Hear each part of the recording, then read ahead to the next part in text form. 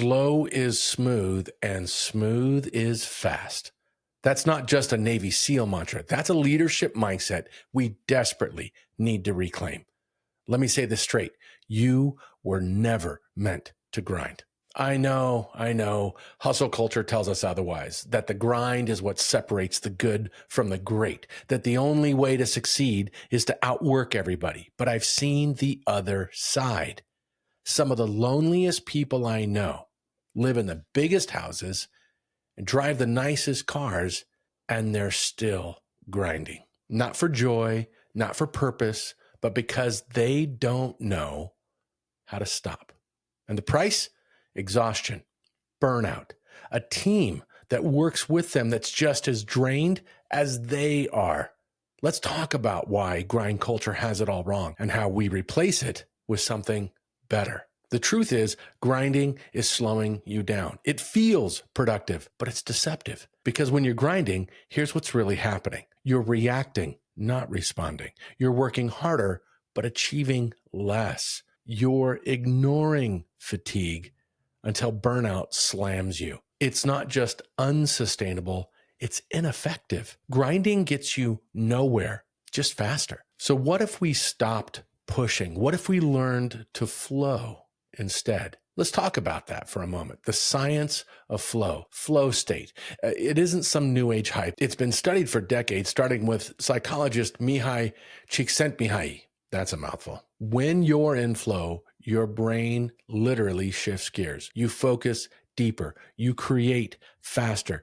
Cortisol drops. Dopamine rises. And performance becomes effortless. You're not grinding, you're gliding. And that's where real performance lives. Want proof? Let's talk about Hans Zimmer. When scoring the movie Interstellar, Zimmer hit a wall. The grind was real and it was brutal. The more he forced the creative process, the more stuck he became. So he flipped the script. He let go. He simplified.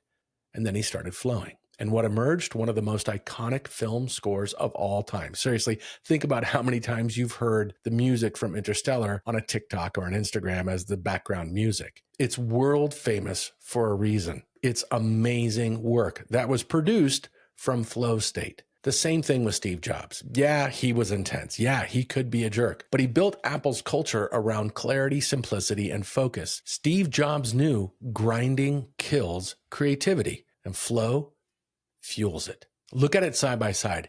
If you're in a grind state versus a flow state, here are your signs. Grind will feel forced. Flow feels natural. Grind drains your energy and flow replenishes energy. Grind runs on willpower. Flow runs on alignment. Grind generates stress and flow generates engagement. Grind chases quantity and flow prioritizes quality. Grind leads to burnout and flow leads to sustainable performance. So I have to ask, where are you right now? Are you grinding or flowing? And if the answer tells you it's time to make a shift, let me give you a roadmap right now with a twist. Your first step is to get neutral. Flow doesn't begin with effort. It begins with clarity. So you have to let go of fear. You have to choose confidence, acceptance, and trust instead of success, significance, and control. That's your foundation. If you don't exit the ego fear loop, you will never enter flow state. You will simply spin around and around and around, perpetuating and justifying why you need to stay in the grind. Once you're neutral, you can move to step 2, and that is to get ruthlessly clear. Do you have too many priorities? That's grind fuel. Look at all the things you're trying to do and try to prioritize them. If you find that your list of top priorities is too big, my friend, you have poured fuel onto the fire of grinding it out and hustle culture. You cannot have that many priorities. There can only be priority 1, 2, and 3. And I will tell you, use 5, 6, 7 thinking to change your definition of what success looks like. You want to get the 5% of actions that will give you 67% of your result. Figure out, how do you get the greatest amount of impact right now with the least amount of time, least amount of cost, and least amount of disruption?